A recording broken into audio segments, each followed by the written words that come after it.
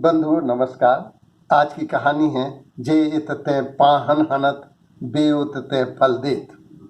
University campus में वाजपेयी की चाय की बड़ी प्रसिद्ध दुकान थी। चाय श्रेष्ठ सस्ती होने की वजह से भी और वाजपेयी की मजाकिया और हंसोड़ व्यक्तित्व की वजह से भी वहां लोग आकर्षित होते।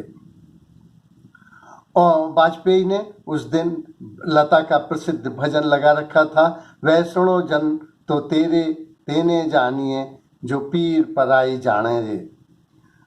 कैसेट खत्म हुआ। एक लड़का जो चाय पी रहा था अपने साथी के सामने लंबी सांस लेते हुए और छोड़ते हुए बोला, आज कहाँ कोई किसी की पीर समझता है। दूसरे ने उत्तर दिया, नहीं, इस पृथ्वी पर देवताओं से बड़े भी देवता हैं। मैंने पढ़ा है Abraham Lincoln president of America एक सीनेट की जरूरी मीटिंग पे जा रहे थे। उन्होंने ड्राइवर से कहा गाड़ी रोको और वे गए और कीचड़ में फंसे सुअर के बच्चे को उन्होंने निकाला। उस बच्चे ने ऐसा कीचड़ उछाला कि इनका सूट खराब हो गया। ये आए, ड्राइवर ने पूछा तो उन्होंने बताया एक प्राण संकट में थे। वो बोले, लेकिन अपने देश में ऐसे नेता कहाँ? बोले, नहीं, अपने देश में हमारे दादा ने बताया कि 1952 में प्रधानमंत्री पंडित जवाहरलाल नेहरू बांदा आए थे और बांदा में बहुत अधिक भीड़ होने की वजह से एक बुढ़िया का एक नाती खो गया था और वह गाली दे रही थी कि कंडा कर जाए ये भीड़ में, पंडित को नो आओ है, इके कंडा कर जाए।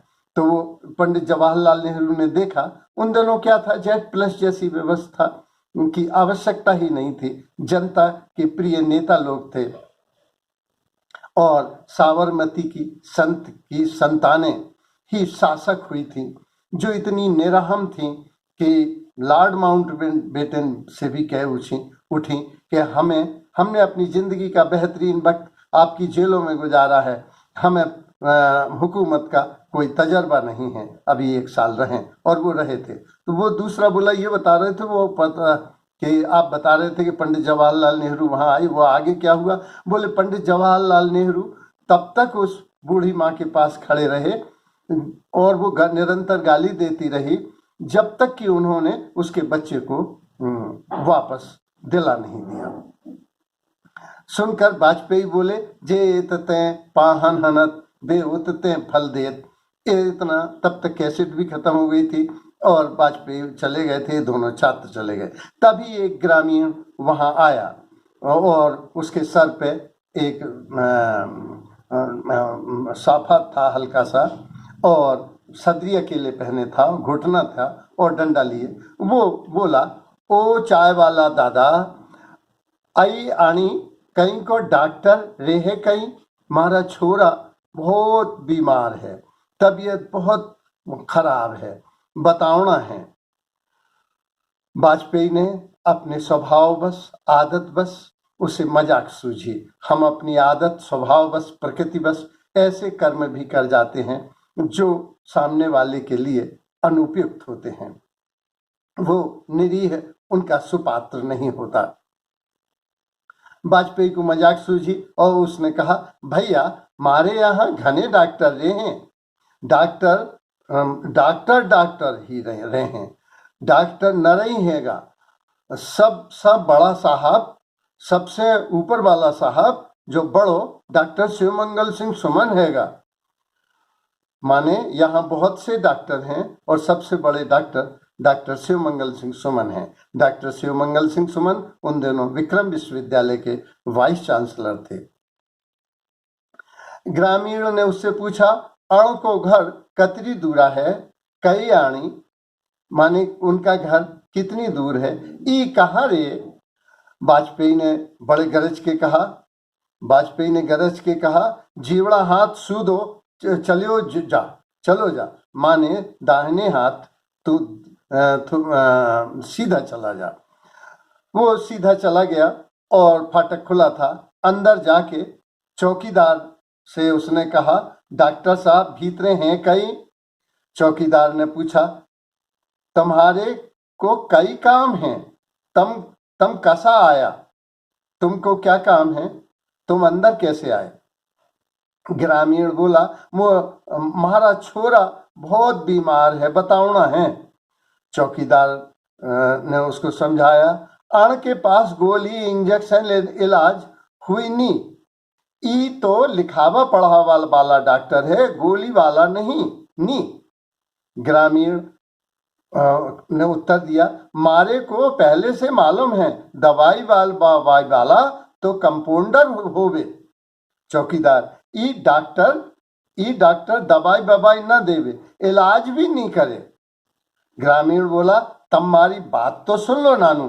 तभी डॉक्टर शिवमंगल सुमन 8 बजे के लगभग पूजा करते थे। तो उन्होंने खिड़की से देखा, क्या देखा कि परेशान पिता और हैरान चौकीदार। जो चौकीदार समझाने की कोशिश करता है त्यों बात और उलझ जाती है और वो समझने को तैयार नहीं। उन्होंने कहा, रुको मैं आता हूँ।